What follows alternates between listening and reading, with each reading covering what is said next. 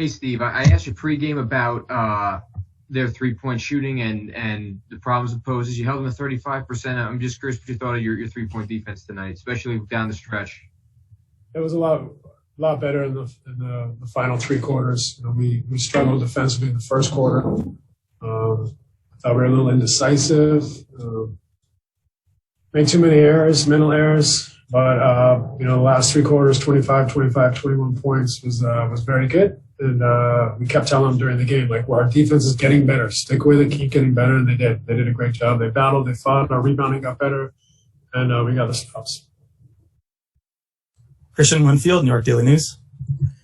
Coach, it just seems to be a theme somewhat this season. Guys go down for whatever reason. Guys are in and out of the lineup for whatever reason, but you guys find a way to stay consistent in what you guys are trying to do. Can you just talk about how you guys have gotten to this point? Because it seemed like it wasn't like that earlier in the season, and now you guys are kind of like on a string and playing for each other.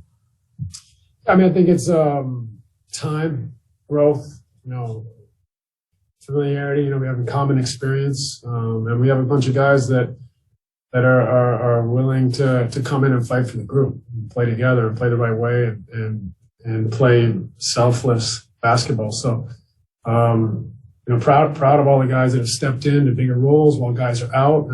We've formed a great cohesion, I think. And tonight it really came down to just fighting and wanting it. They're a tough team to guard. And we told them we just got to stick with it and keep fighting, and good things happen. Tom Dowd, BrooklynNets.com. See, this probably kind of falls into the same category, in terms of winning these games, being undermanned a little bit. But you've had a bunch of these games since the break. It really came down to it in the fourth quarter. And just, how significant have you seen this team develop in those situations over the last couple of weeks? Yeah, I think, we're getting more familiar with situations at the end of games. Most importantly, we got the stops, gave the separation. That group that was in there when James was out was great. Took it up, I can't remember what it was, 7-8 point lead. And then James came in and we got the stops more so than the baskets in a way. We were able to get stops and rebounds when it counted, and then we were able to take care of the situations down the stretch. So always difficult, when a team needs to get a steal or try to deny the ball inbounds. Some of those scenarios can be tricky, and we took care of it tonight. Brian Lewis, New York Post. Steve, you talked about the defense improving as you went on.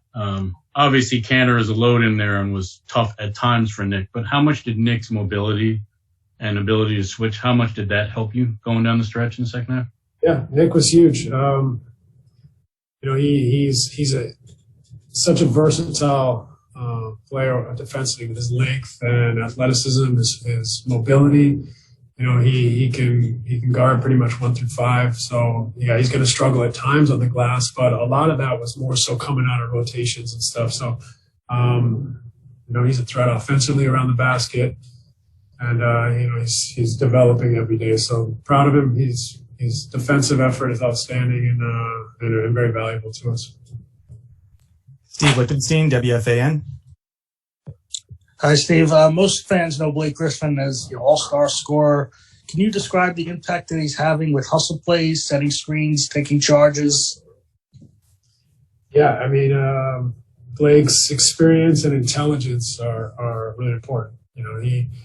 He still has the ability to play make and make threes, rebound, post up smaller players. So it's not that he's just a hustle player now, but he's willing to dive on the floor. He's already taken a few charges, but that intelligence and experience is adding to our group. And as he continues to get more familiarity with the group and the way we play, he's going to be more valuable as well. We'll go back to Alex Schiffer. Hey, Steve, I got two for you. Just as Steve just said, you got good minutes from Blake tonight. Do you expect him to play tomorrow as you guys try to ramp him up, or you might rest him just because he's still getting into shape? We'll see. We'll see how he feels tomorrow. It's a little tricky with that. We don't want to put him in a dangerous position with his knee, so we'll evaluate it tomorrow and see where he is and how far along he is in his adaptation process, and make a decision tomorrow. Gotcha. And my second one, you didn't need to sign Jesus tonight, as you said pregame, but you guys did sign Alize Johnson. Just what does he give you guys? And do you have an idea when he'll be able to join you? I think tomorrow is what I hear. So, you know, we'll see, you know, we'll see when he gets here, and look forward to meeting you. Thanks, Coach, for your time. Thank you, Steve. Good night.